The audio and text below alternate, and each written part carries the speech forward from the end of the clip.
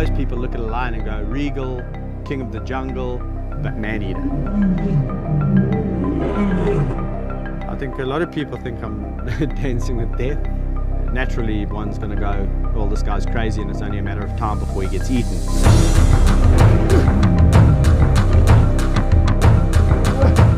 The instinct for an animal to kill, or a lion specifically, is always there. And when they get into that mode of kill, one bite and you're dead.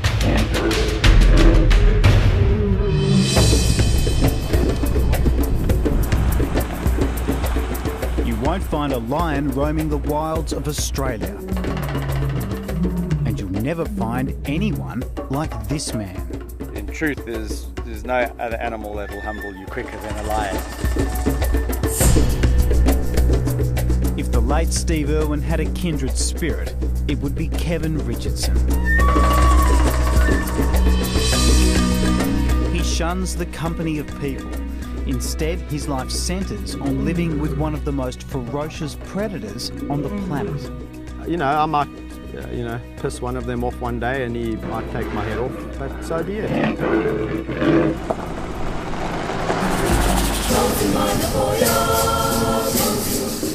To understand Kevin's obsession, I've travelled thousands of kilometres to southern Africa. You get adventurers in the world, man, pioneers, explorers. Without them, without those people in the world would still be, such a small little place. Christopher Columbus and all these adventurers, people must have thought they were completely loony in their time. Loony as it may sound, we're heading straight into lion territory. You get some of the prides are really grumpy and will eat you pretty quickly, but it's only a matter of time before one of them comes and investigates you, and the rest could be history. You don't get nervous? No. No, but I think if I was getting nervous, then, after this period of time, I think I should be sitting myself down and saying, well, what are you actually doing here? Kevin is preparing to walk freely among a pride of lions with no cage and no protection. You always got to observe who looks like they're grumpy, who looks like they're affable, before you just go in there guns blazing.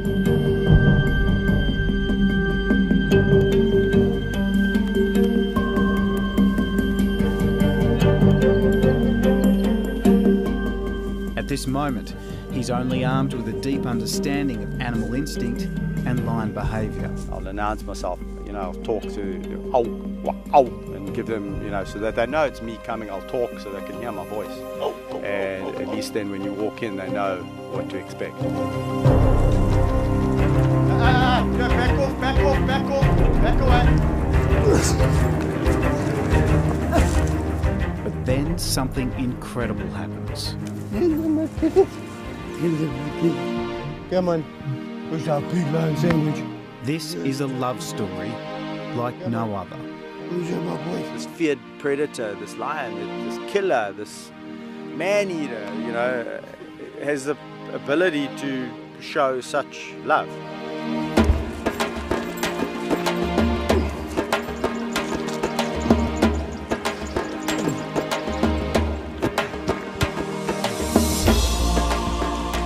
Far from being mindless man-eaters, Kevin believes the lions have a gentle side that few know about. Oh, so you come to say hello now, eh?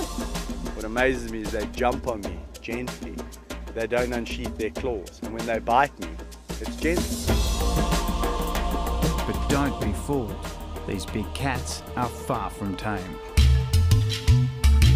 So I'm filming from the safety of a cage, and as I found out, they don't take too kindly to strangers. Suji. Anyone else would run a million miles from these cats. When you walk up to them, what do you see? It's hard to explain what I see when I walk up to the lions, because to everyone else watching, their mind obviously flicks back to documentaries of lions jumping on the back of buffaloes' backs and taking down, wildebeest and zebra, all these big herbivores. So, I think people have got that in their head. But to me, these are just my friends. Let's go. Come on.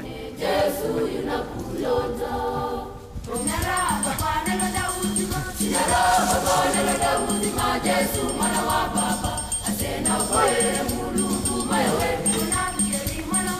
wish somebody would scratch my chin. Yeah, rub my back, scratch my chin. Gandy. This is a consequence of, or a result of, 12 and a half years of constant bonding and brotherhood. Kevin's first contact with lions was while volunteering at a South African wildlife park. There he met two cubs that captured his heart. And he won theirs. Hey, no, that greedy guts. I've met these two lions, I fell in love with them. There was almost like this bond, became almost a brother, an honorary brother. I began to realize that, you can't just look at all predators out there and say, well, that's how a lion behaves. They're characters, and that's what I wanted to get to know. I didn't wake up one morning thinking I was going to go and save the big cats of Africa. It was more of a progression. Today he owns an 1,800-acre game reserve where 4 lion families run wild. Before I knew it, there was 9, then it was 15, then it was 25. Now I'm sitting with 39. But across Africa, their numbers are plunging. Hunted by poachers, poisoned by farmers, their habitat being destroyed. They don't get relocated, they just get shot. Well, lion numbers have dropped by a staggering amount from around about, who knows, but it's around about 300,000 about 15, 20 years ago, down to about 20, 23,000 to this day, which is horrific, which means if it continues to decline on that, at that rate in another 10 to 15 years, goodbye to lions. That's why Kevin is prepared to put his life on the line to raise awareness of their desperate plight. If they didn't know you, do you think they might eat you? The lions, for sure. What do you think they see you as? No, these lions definitely see me as more than just a human acting, or being an honorary pride member.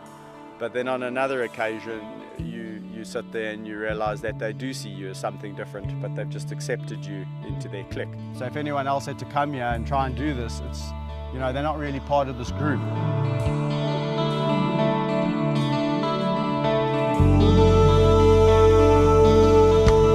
If anyone could understand the love that they have for their pet, I could probably say times that by 10. Quite frankly, that's how you could get killed by a lion. If he lies on top of you, he could crush you to death. Ah, Kaiser, please, my boy.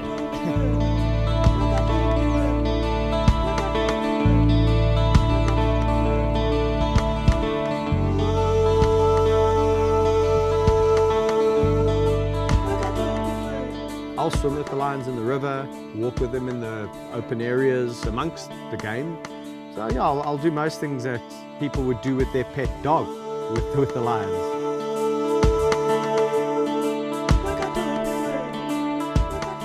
That even includes afternoon naps. He says, Shush now, sleep. Are there times when you're not welcome? Well, there's times when you feel less welcome into a pride of lions, and there's times when you walk in there and you just feel like you rule the roost, and that everyone's just full of love and wanting a piece of you. But their violent instinct is just under the surface the whole time.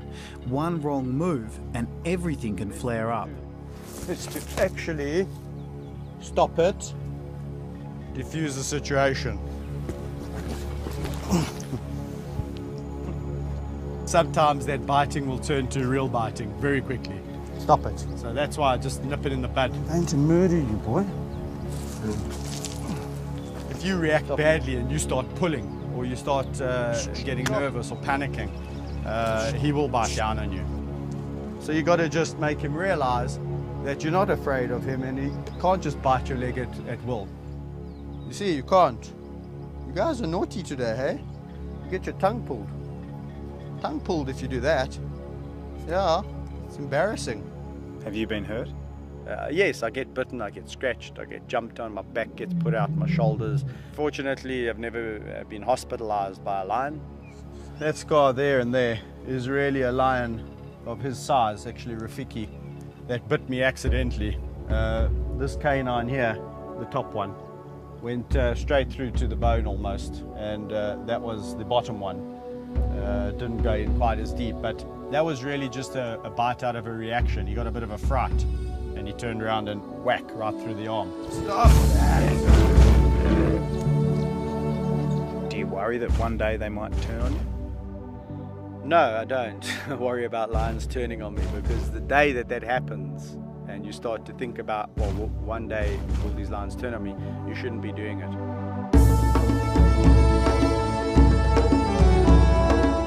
Don't have any regrets. I live a no regrets policy in my life. So I'll probably do it all the same again if I was brought back down to earth again, given a second chance. I like living life, not just existing life. So, you know, for me, I'm truly living when I'm with the lions.